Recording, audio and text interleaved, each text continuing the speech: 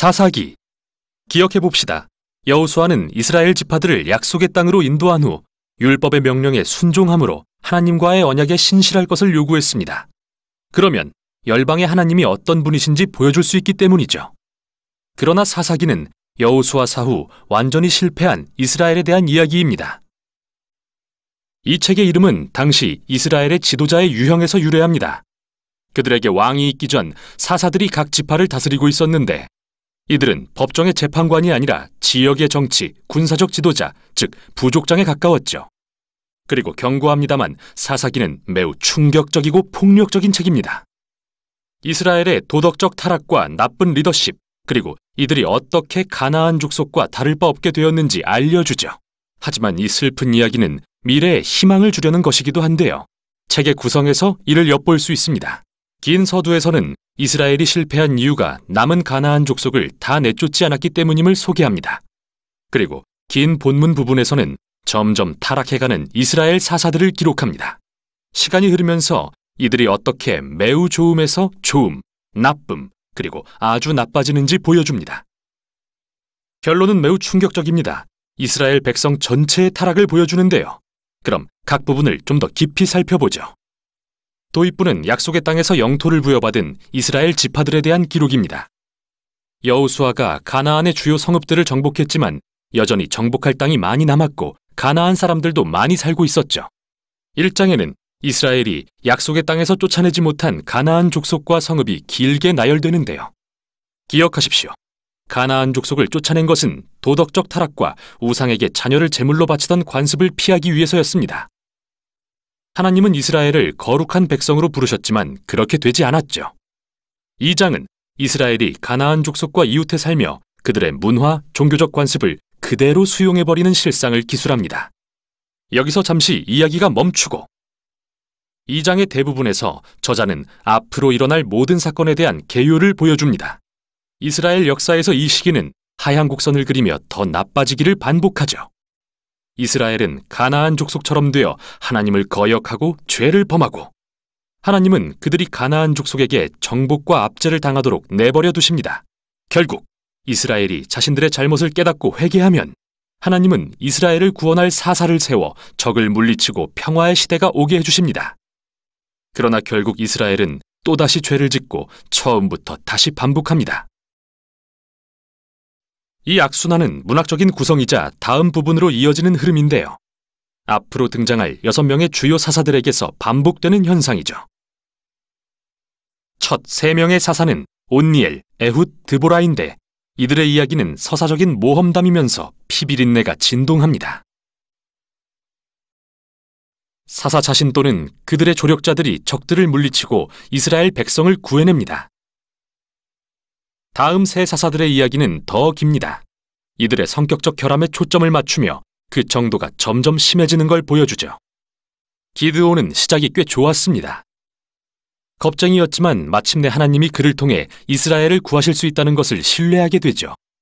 그래서 거대한 미디안 군대를 횃불과 항아리를 든 단 300명의 용사로 무찌릅니다. 그러나 성질이 고약했던 기드온은 전투에서 자신을 안 도왔다는 이유로 많은 동족 이스라엘 사람들을 죽입니다. 이때부터 모든 게 추락하기 시작합니다. 그는 전투에서 취한 금으로 우상을 만들었는데 그가 죽고 나자 온 이스라엘이 그 우상을 숭배하며 다시 악순환이 시작되죠. 다음은 입다라는 사사입니다. 그는 산에 사는 폭력배 같은 사람인데 이스라엘의 상황이 심각해지자 장로들이 그에게 가서 도와달라고 구걸합니다. 지도자가 된 입다는 암몬 족속과의 전투에서 효과적으로 많은 승리를 거두지만 이스라엘의 하나님을 너무나 몰라서 마치 가나안의 우상처럼 여기죠.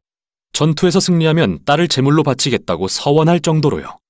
이 비극적인 이야기는 이스라엘이 얼마나 타락했는지 보여주는데요. 이들은 더 이상 자신들의 하나님의 성품을 몰라 살인을 행하고 잘못된 예배를 드리기에 이릅니다. 마지막 사사인 삼손, 역대 최악입니다. 그는 많은 약속을 받고 태어났지만 이스라엘의 하나님과 관계없는 삶을 살았죠. 문란하고 폭력적이며 오만했습니다. 잔인한 전략으로 블레셋을 이겼지만 스스로는 결코 온전한 삶을 살지 못했죠. 그의 삶은 끔찍한 집단 살육의 장면으로 끝이 납니다. 여기서 잠시 짚고 가죠. 여러분은 책의 이 부분에서 반복되는 주제를 발견하셨을 겁니다. 그건 중요한 순간마다 하나님의 영이 사사들에게 능력을 주셔서 구원의 역사를 이루신다는 것입니다. 하나님이 이렇게 엉망인 사람들을 사용하신다고 해서 그들의 결정 전체 또는 일부라도 승인하신다는 뜻은 아닙니다. 하나님은 무엇보다 자기 백성을 구원하고자 하시는데 함께 일해야 할 자가 타락한 지도자들 뿐이니 그들을 사용하신 것뿐이죠. 이 부분 전체는 상황이 얼마나 악화됐는지 보여주려고 구성된 것입니다. 더 이상 이스라엘과 가나안 족속을 구별하지도 못할 지경이죠. 본이 되어야 할 지도자들도 말이죠. 마지막 부분에 오면 온 이스라엘이 타락합니다. 두 개의 비극적인 사건이 나오는데요. 심장이 약한 분은 주의하십시오. 두 사건은 사사기 마지막에 4번 반복되는 이 핵심 구절에 따라 구성됩니다. 그때 이스라엘에 왕이 없으므로 사람이 각기 자기의 소견에 옳은 대로 행하였더라. 첫 번째 사건은 미가라는 이스라엘 사람에 대해서입니다. 그는 개인 소유의 우상신전을 세웠는데 단지파가 보낸 사설부대가 신전을 약탈하고 그의 모든 소유를 훔칩니다. 그리고 평화로운 도시인 라이스를 불태워 모든 거주민을 살해하죠. 정말 끔찍한 이야기입니다. 이스라엘이 하나님을 망각하자 힘이 곧 정의가 되고 마는데요. 마지막 사건은 훨씬 더 심각합니다. 성범죄와 폭력으로 점철된 이 충격적인 이야기는 이스라엘 최초의 내전으로 이어집니다. 매우 충격적인데요. 그게 곧 핵심입니다. 이 사건들은 경고의 메시지인 겁니다. 이스라엘이 이렇게까지 파멸에 이른 것은 그들을 사랑하사 이집트의 종살이에서 구원하신 하나님을 배신한 결과입니다. 이스라엘에게는 다시 구원이 필요한데요. 이번엔 자기 자신들로부터 말이죠. 유일한 희망의 빗줄기는 끝에 반복되는 이 말씀에서 발견됩니다. 사사기를 맺는 마지막 문장인 이 말씀. 이스라엘에 왕이 없으므로. 이렇게 다음 책들의 배경이 준비됐습니다. 앞으로 룻기에는 다윗 왕 가족의 족보, 사무엘상에는 이스라엘 왕권의 기원이 기록됩니다. 그러나 사사기는 비극으로서 그 가치가 있습니다. 인간의 실태를 냉정하게 보여주고 궁극적으로 은혜의 하나님이 그의 백성을 구할 왕을 보내주실 것을 알려주기 때문입니다. 이것이 사사기입니다.